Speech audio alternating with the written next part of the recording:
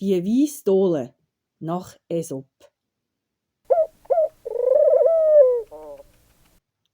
Eine Dole hat etwa einmal zugeschaut, wie fürstlich Tauben auf einem Heimat gefüttert worden sind. Die kommen das Futter immer einfach so angestreut über, hat sie gedacht.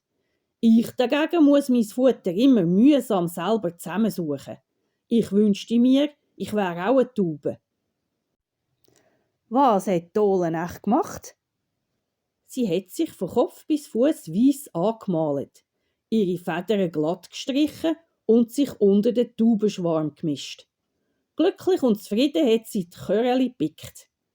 Die Tauben haben sie ruhig gewähren. Sie haben ja keine Ahnung gehabt, dass das ein fremder Fötzel ist. Das ist ein paar Tage gut gegangen, bis die Dole so blöd war und ihr Maul aufgetan hat und ihr Gekrächze hören hat.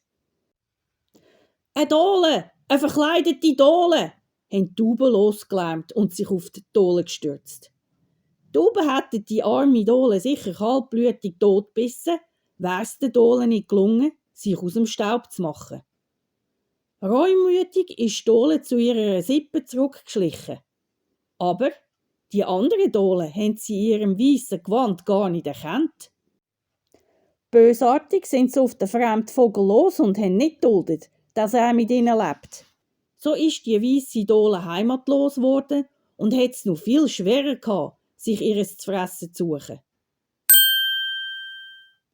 Aus dieser Geschichte hat sich der Ausdruck «Man soll sich nicht mit fremden Federn schmücken» abgeleitet.